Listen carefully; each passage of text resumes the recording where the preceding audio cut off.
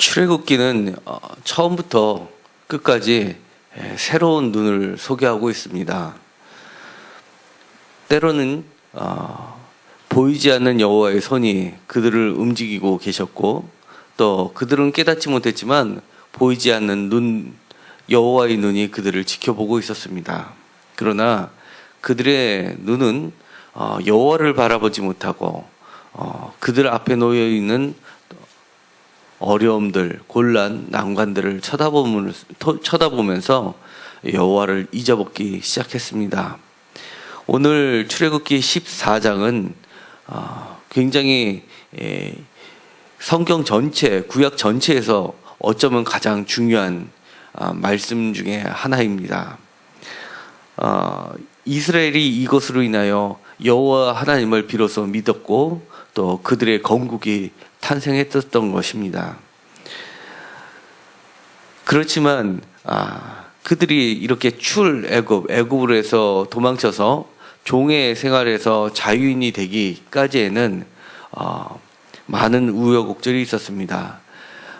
홍해를 건너기 이전부터 그들은 이미 10가지 재앙을 통해서 하나님의 놀라운 기적과 이적을 체험했음에도 불구하고 10절에 보니까 바로가 가까이 올 때 이스라엘 자손들이 눈을 들어본즉 애국 사람들이 자기들을 뒤에 이른지라 이스라엘 자손이 심히 두려워하여 여호와께 부르짖고, 이렇게 되어 있습니다. 그들의 눈이 하나님을 바라보지 못하고 애국 사람들을 바라보았을 때 그들은 두려움에 떨었습니다. 단지 두려운 것뿐만이 아니라 11절과 12절에 보면 상상도 하지 못할 정도로 불평을 하기 시작합니다. 핵심은 이겁니다.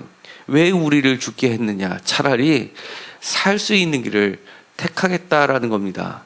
여호와를 섬기는 것, 죽고 나서 섬기면 뭐 하느냐? 차라리 목숨이 붙어 있으면서 바로를 섬기면서 살겠다라고 얘기를 합니다. 그러자 모세가 12절에 이렇게 얘기를 합니다. 너희는 두려워하지 말라라고 하면서 아무것도 하지 말라는 겁니다. 아무것도 하지 않는 게 오히려 도와주는 꼴이 되는 상황을 적나라하게 드러내고 있습니다. 그리고는 서서 여호와께서 오늘 너희를 위하여 행하시는 구원을 보라라고 얘기합니다. 성경에서 보라 또는 들으라 하는 그 구절은요, 선지자가 하나님의 구원을 선포할 때 쓰는 말씀이고, 또 예언을 백성들에게 선포할 때 쓰는 말입니다. 보라, 들으라 하는 말은 굉장히 전형적인 선지자의 어구입니다. 여기서도 보라 이렇게 얘기합니다. 오늘 너희를 위하여 행하시는 구원을 보라, 여호와의 구원을 보라라는 새로운 선언을 하십니다. 10절에서 애국 사람들이 눈은 바로를 향했다면 이제 모세는 그들의 시각을 바꿔줍니다. 시선을 바꿔줍니다. 애굽 사람들, 인간의 눈, 이스라엘 사람들의 눈, 신앙 없는 눈에서 여호와의 구원의 눈을 향하게끔 시각을 바꿔주는 겁니다.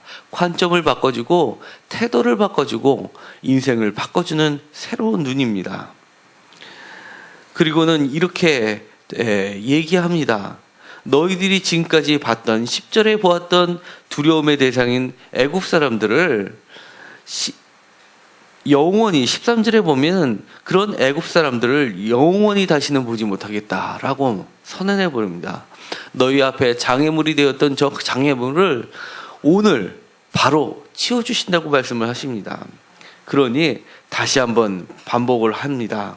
14절에 너희는 가만히 있을지어다 라고 얘기합니다. 이것은 보라 하면서 선언했던 첫 번째 말, 너희는 가만히 있어라 라는 말을 다시 한번 반복을 하는 겁니다. 이렇게 오래되고 역사적으로 깊었던 말씀들을 보면은 전형적인 기억하기 쉽도록 대꾸 형식을 취하고 있습니다. 위에서 가만히 서서 있어라, 뒤에 가만히 서서 있어라 라는 대꾸를 이루고요, 그 안에 중요한 말들을 가운데다 배치를 해놓습니다. 그리고 맨 가운데 있는 말씀은 바로 여호와의 구원인 것입니다. 그리고 여호와께서 모세에게 이렇게 하십니다. 왜 가만히 있느냐? 앞으로 나아가라. 이렇게 명령을 하십니다. 그리고는 여호와께서 드디어 구원에 행하시는 것을 구체적으로 보여주십니다. 21절에 보니까 큰 동풍이 밤새도록 바닷물을 물러가게 하였다라고 얘기합니다. 여기서 동풍이라는 것은요, 성령의 바람을 이야기합니다. 그래서 이 성령의 바람이 어디서 불어왔는지는 모르지만 바로 새로운 역사를 꾸미고 있습니다. 그리고 바닷물을 물러가게 하고 그 다음에는 결국을 어떻게 만들었냐면 물을 말려버렸습니다. 마치 드라이기로 젖은 머리를 말리듯이 그렇게 마르게 하더만 결국은 마른 땅을 만들었다는 겁니다. 고대 세계에서는요, 이렇게 물은 언제나 두 가지 측면을 갖고 있었습니다. 하나는 풍요로움을 상징하기도 하지만 혼돈을 상징하기도 하고요. 그 다음에 악마를 상징하기도 하고 그리고 뭔가 혼란을 상징하기도 합니다. 그래서 창세기 1장에 보면요, 창조 이야기를 하면서 10년을 얘기합니다. 매우 깊은 물을 이야기합니다. 왜냐하면 고대 중동이라고 하는데요, 팔레스타인 지방을 있는 가나안 지역뿐만이 아니라 저 북쪽에는 메소포타미아나 수메르 또는 이집트에 있는 신화들을, 고대 근동의 신화들을 보면요, 창조 이야기가 저마다 다 가지고 있습니다. 그런데 그 공통점들은 뭐냐면 바다와 물과 싸우는 창조신들을 얘기합니다. 사실은 창세기 1장에 나와 있던 시면이라는 것도요, 시면이라는 그 고대의 신을 이야기합니다. 그 고대의 신을 부서뜨리고 발로 밟고 거기서 창조의 신이 이겼다는 것을 이야기하는데요.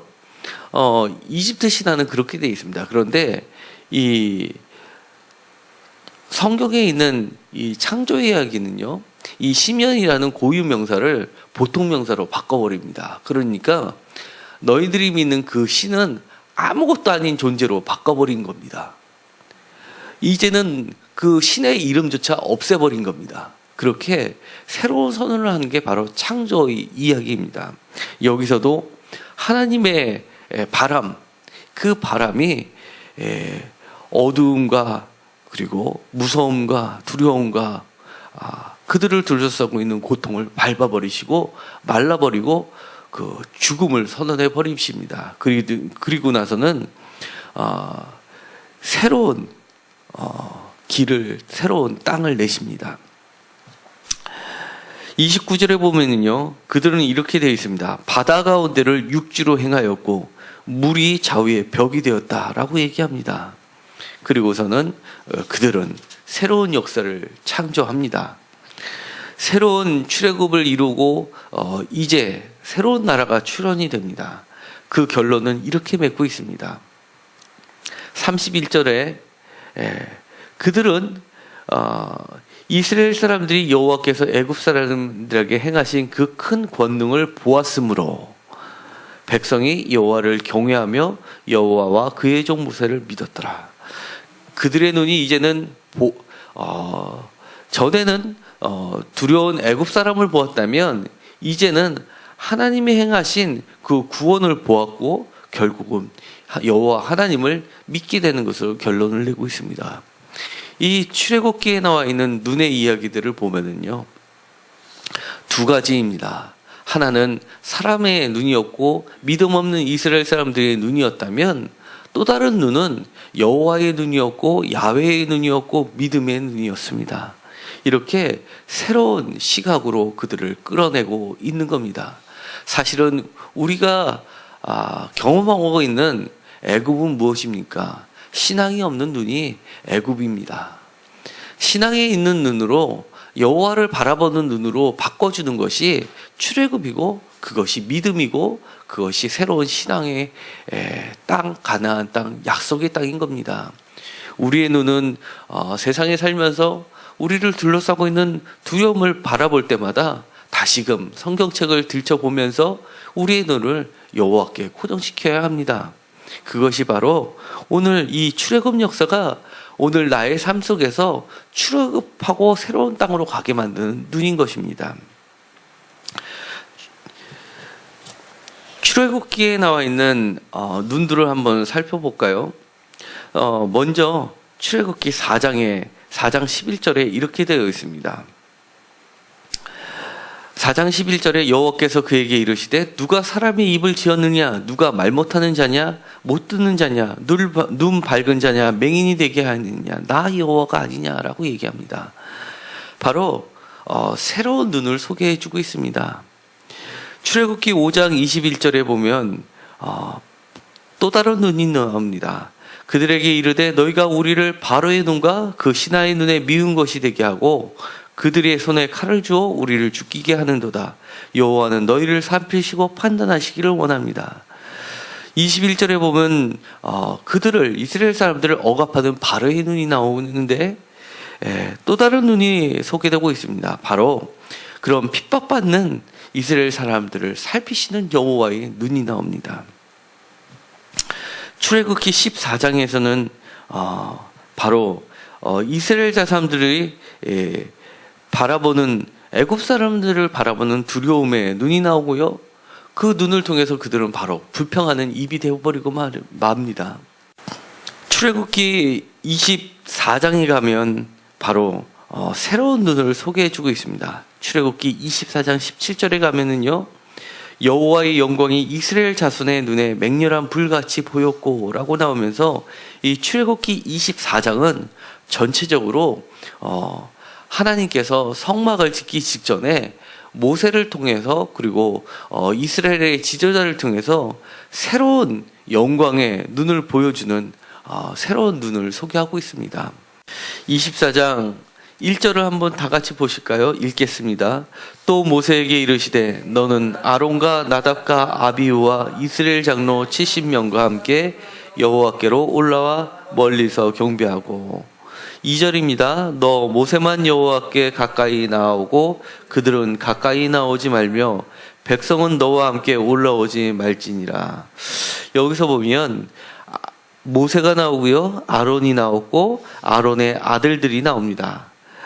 이 아론과 아론의 아들들은 대제사장들이 되는 거죠. 그리고 이스라엘 장로 70명이 나옵니다. 이 70명은 이스라엘 자손 70명은 이후에 예수님께서 70인 사도들을 파송하는 70명이 되고요. 또 구약의 히브리어로 되어 있던 것을 헬라어로 바꾸는 때 사용됐던 사람들도 바로 70인입니다. 그래서 70인역이라는 말을 쓰는 거고요. 그들에게 여호와의 영광을 보여주십니다. 그것이 바로 좀 전에 말씀드렸던 17절에 나와 있습니다. 17절에 보면 여호와의 영광을 그들의 눈에 비춰주니까 마치 이스라엘 자손에는 맹렬한 불 같아 보였다고 합니다. 그리고 나서는 25절에 구체적으로 그 맹렬한 불같이 보였던 여호와의 영광을 구체적으로 소개하는 것이 바로 성막입니다. 그러면서 이스라엘 진중에 거하시는 하나님을 두 눈으로 목격하게 만드는 겁니다. 그래서 오늘날 우리가 이렇게 교회에 나와서 예배드리는 것은요, 우리의 불신앙의 눈을 하나님의 영광을 보는 자리로 불러주시는 겁니다. 이스라엘 사람들이 출애굽했던 경로들을 자료를 보면은요, 이런 것들이 바로 이런 경로 루트를 통해서 출애굽했다고 보고 있습니다. 그런데 지금 요 파란색으로 된 것이 바로 홍해입니다. 이쪽 부분이 요단강이 나오는 지역이 팔레스타인 지역이라고 하는 거고요. 팔레스타인 지역과 이쪽에 있는 고센이 보이는 이런 람세스가 보이는 이런 쪽이 바로 이집트이고요. 그 사이에 있는 것이 요 삼각형 모양으로 있는 것이 바로 그들이 광야 생활을 했던 장소입니다. 그래서 이 숫곳에서부터 출발해서 이렇게 거쳐서 내려오게 되는데요. 신해산이라는 것은 이쪽으로 추정을 할 뿐입니다. 이거는 하나의 학설 중에 하나이고 그 루트는 보통 세 가지로 크게 추정을 하고 있는데 사실은 정확한 거는 없습니다. 그래서 우리가 성경책을 볼 때는요, 어떤 장소가 나오거나 시각이 나오면은요, 그것을 마치 미신처럼 붙들려고 하지 말고 사실은 신앙의 눈으로 봐야 될 필요가 있습니다.